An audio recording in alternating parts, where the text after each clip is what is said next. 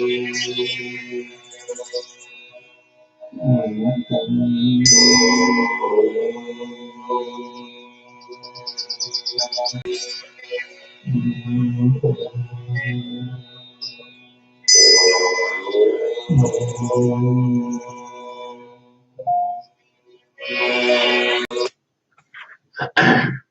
did 3 times Om.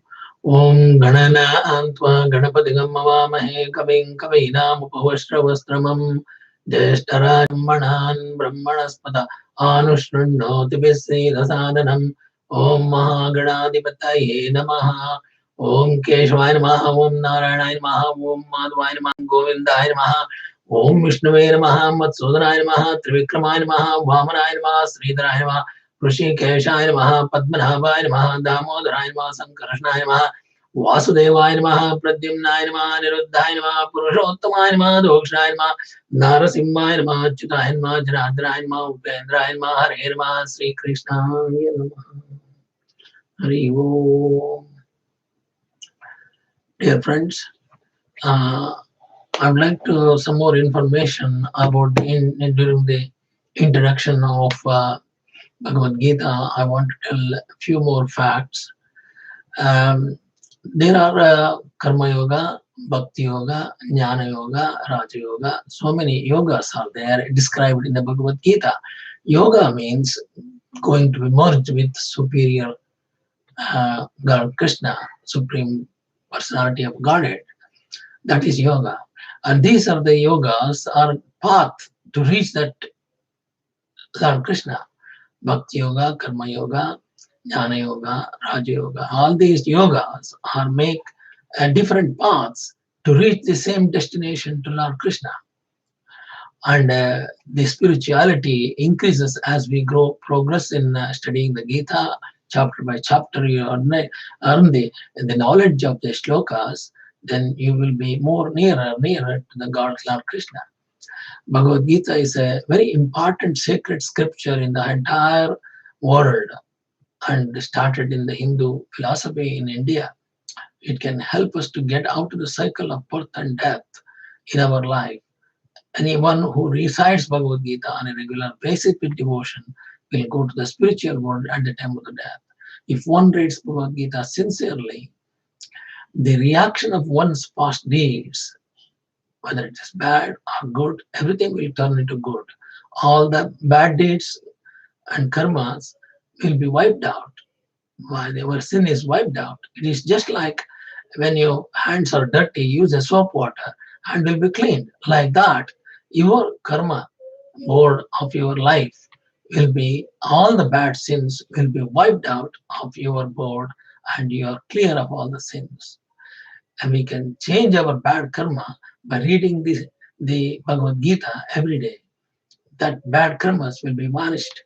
That's why the Kali Yuga is best, because this opportunity of reading Gita was not there in the other 3 yugas. In Treta Yuga and Dwapara Yuga and all these previous yugas, we didn't have the Bhagavad Gita.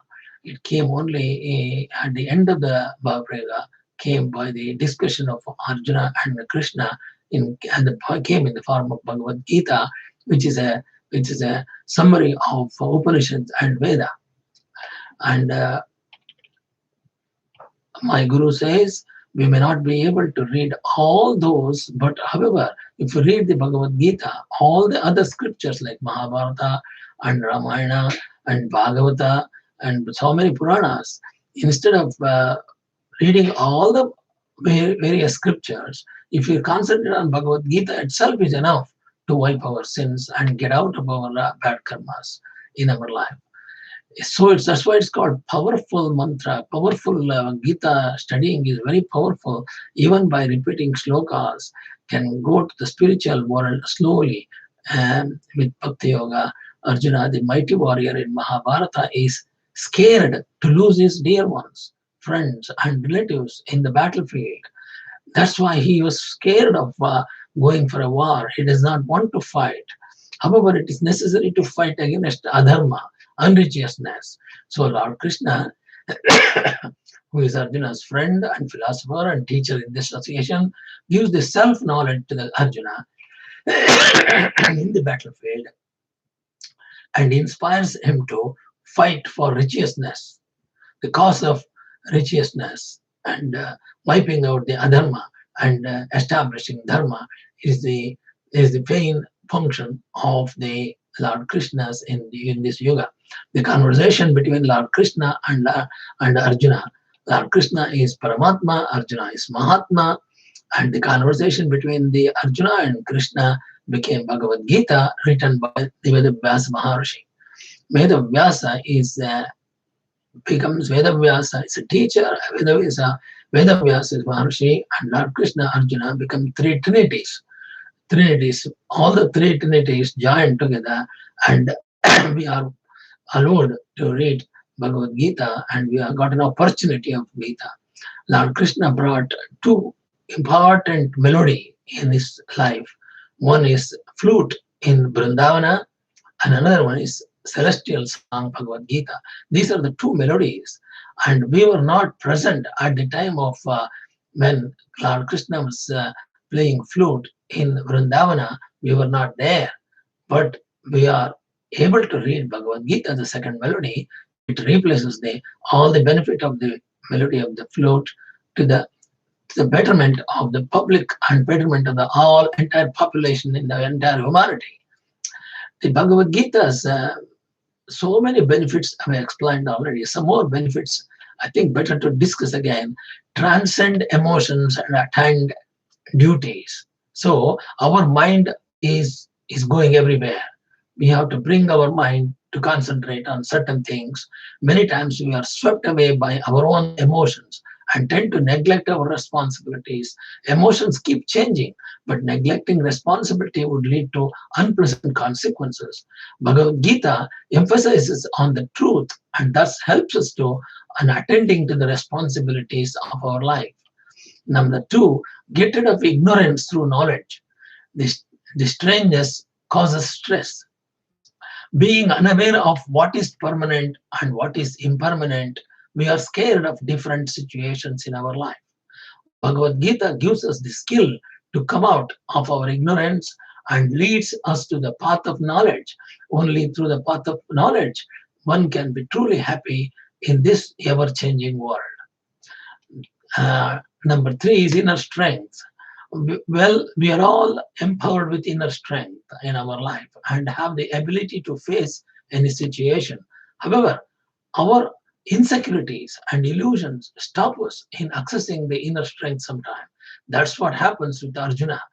But Arjuna is afraid of killing his own cousins and his own teachers and his own gurus and his own tata. But listening to Bhagavad Gita helps Arjuna to overcome his fears and get in touch with his responsibility of his inner strength. Number four is guidelines for leading a balanced life. Guidelines, Bhagavad Gita, too much activity tires us. Similarly, inactivity pushes us to laziness. In life, it is very necessary to strike a balance between the work and the rest. Bhagavad Gita provides guidelines on how to strike the right balance in food, activity, and rest. We have to carefully follow the shlokas and understand the meaning of that. Then you will understood this. The importance of action. Many times we keep worrying about our problems, but do not get into action. Performing actions or duties without worrying about the results is the secret to get rid of from all the worries. In Bhagavad Gita, Lord Krishna gives tips to Arjuna on how to perform selfless actions. I was explaining in the previous part, the selfless action means we should not expect any reward for our services. Number six, meditation and yoga. Krishna talked about the importance of yoga and meditation and how they can help us in experience the inner peace of joy. In the present era, nobody may be standing in a battlefield and fighting with enemies. However, there is a constant fight with our own mind. Winning over the mind is possible only through yoga and meditation. Regarding the meditation, Lord Krishna explains how to meditate in a prayer room or near the river in the Goshala, or in the mountains, on the bedside, sometime when you're ill, and some in the kshetra places, in the religious important places, more meditation.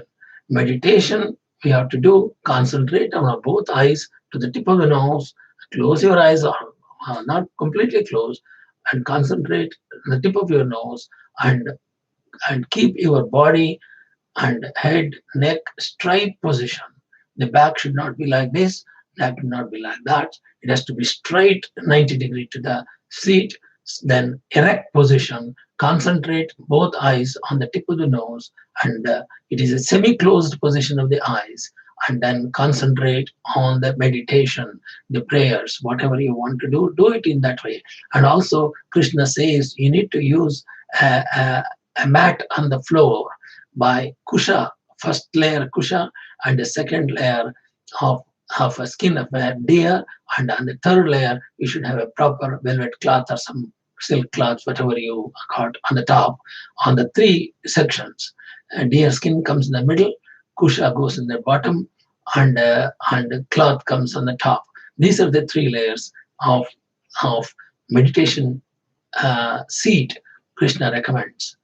And it comes in the slokas. When you read that, again you will chant that. Importance of Guru.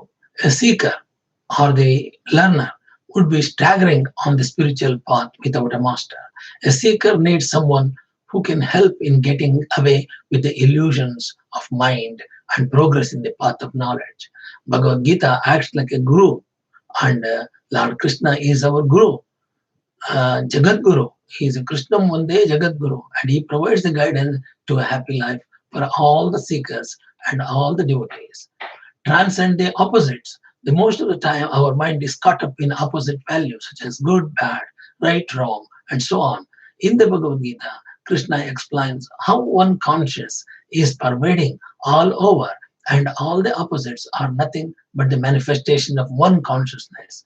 By pondering on the absolute, one can easily transcend above opposites and rejoice in devotion.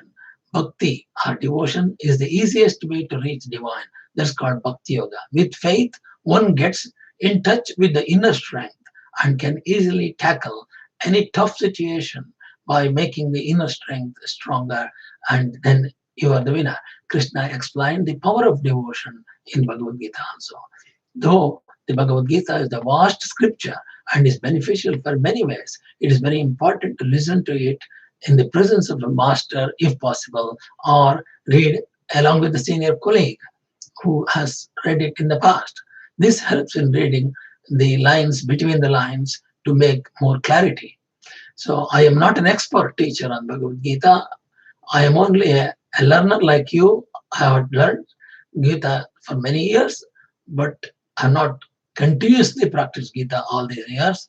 But I have read the Gita a few times. This helps reading in, and I can assist as much as I can to make sure that you will do the benefit of Gita reading. And another thing I want to remind is the place where the Gita was told. The Kurukshetra is a very, very auspicious place. In Vamana Purana is written how King Kuru came to settle here in Kurukshetra. He chose this land at the banks of Saraswati River. Saraswati River was there at that time, but now it is dried up.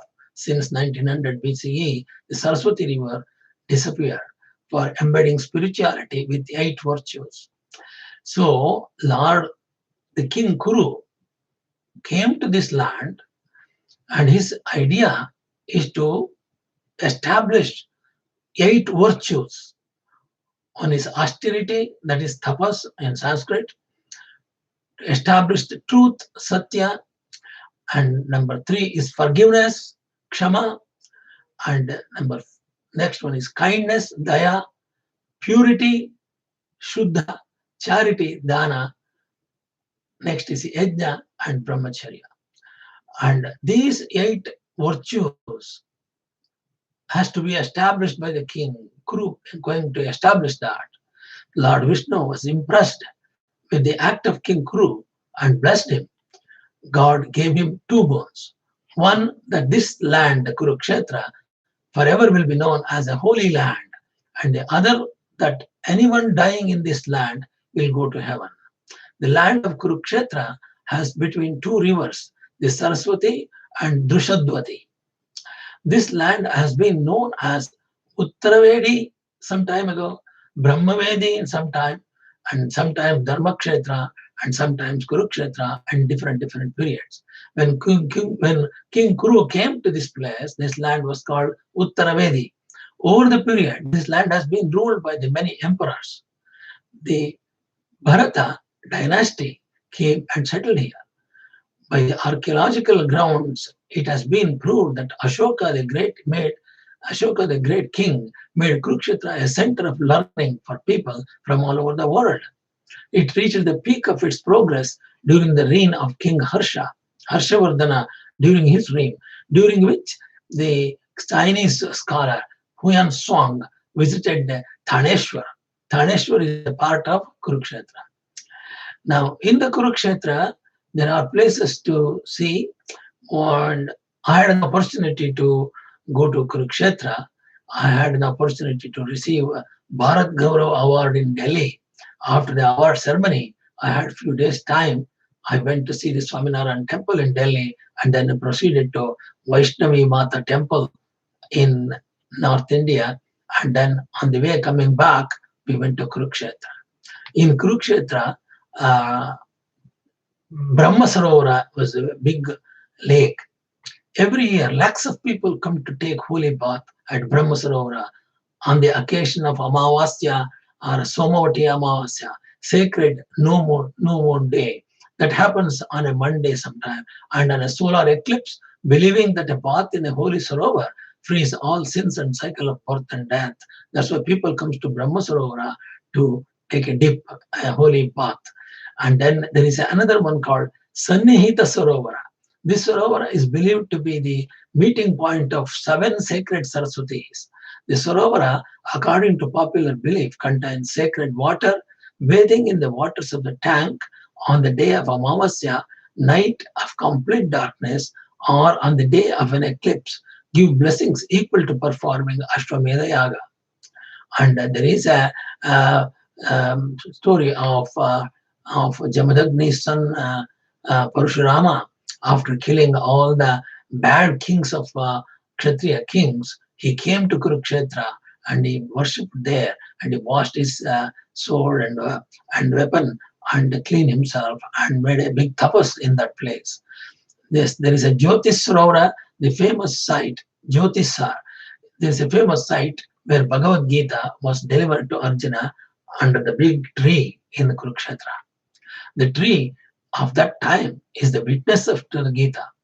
Jyotisar, that place is called Jyotisara. This famous site where Bhagavad Gita was delivered to Arjuna, that place. There is a big tree, like a big banyan tree, and the tree of that time is the witness to Gita.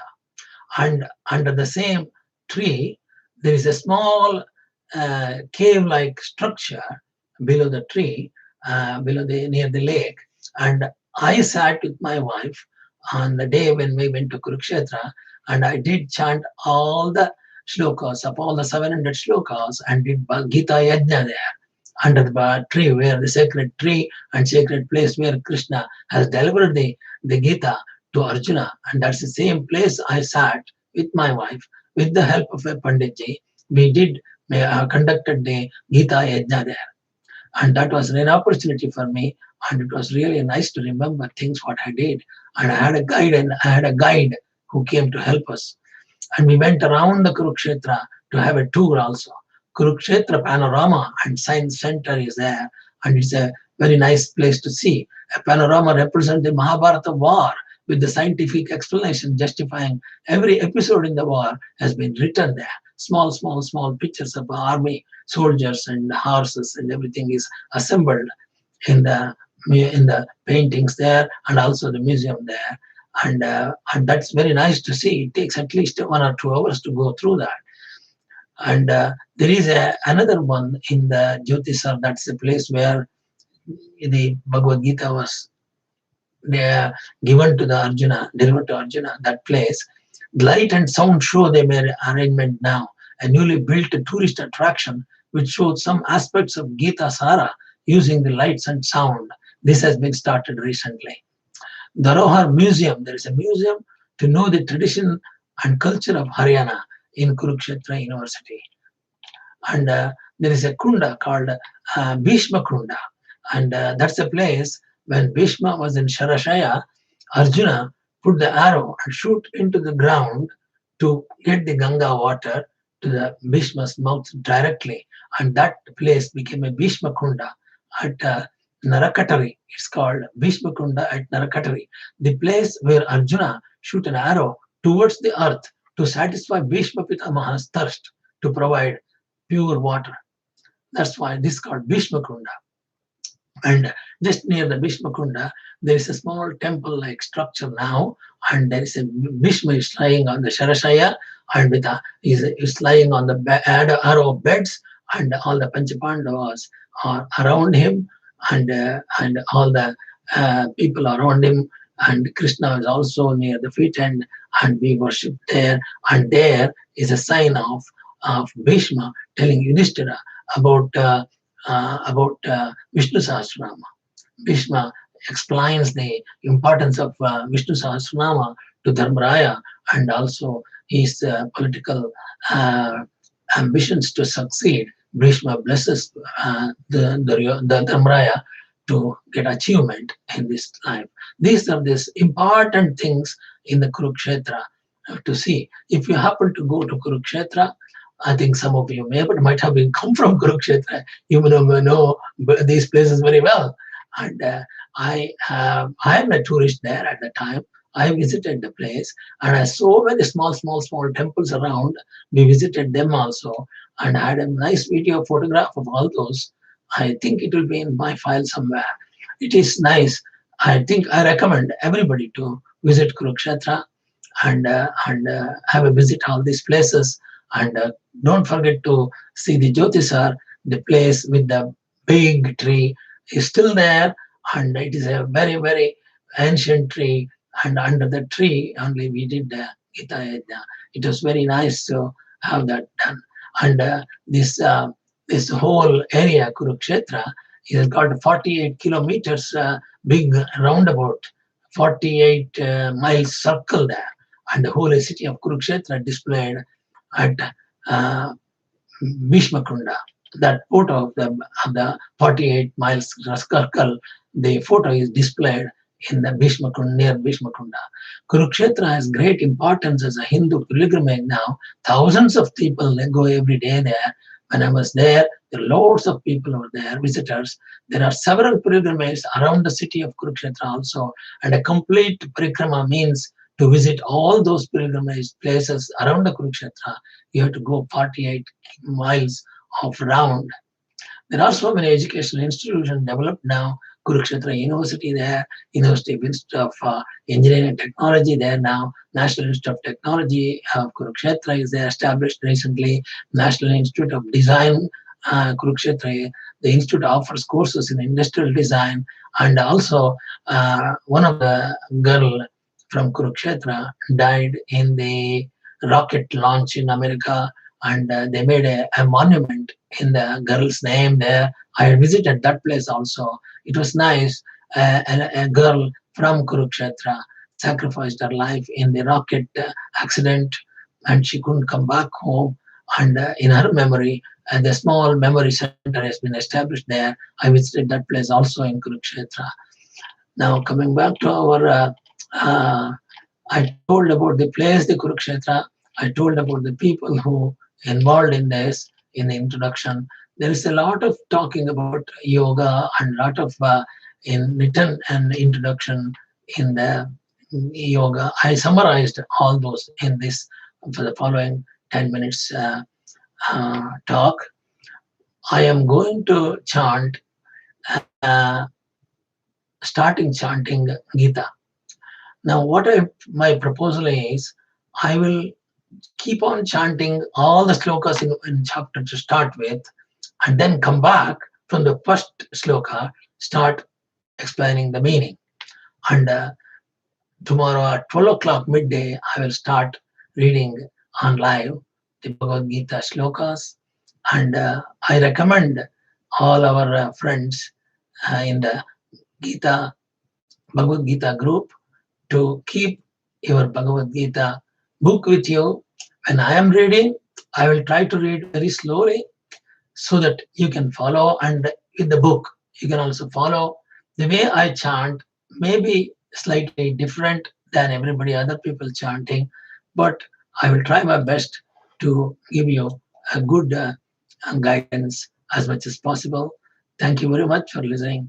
Om Namostu Anantaya Sahasramurte Sahasrapadakshirava Sahasranamne Purushashvate Sahasrakoti Yugadarane Namaha Sahasrakoti Yugadarane Namaha Akashat Paridam Medagat Sagaram Sarvadev Namaskaraha Srikeshvam Srikeshvam Pajgatyo Namaha Sarva Vedeshat Punyam Sarva Tirteshu Yat Palam Tat Palam Pushmapya Vasanad Vasudevasya Vasdante Jagatram Sarvabhutri Vasde Vasdevaste Kayena Vacha Mansendriyarva Buddhatmanava Prute Subhavat Karomi Yat Sagalam Parasmai Narayana Samurpayami Narayana Samurpayami.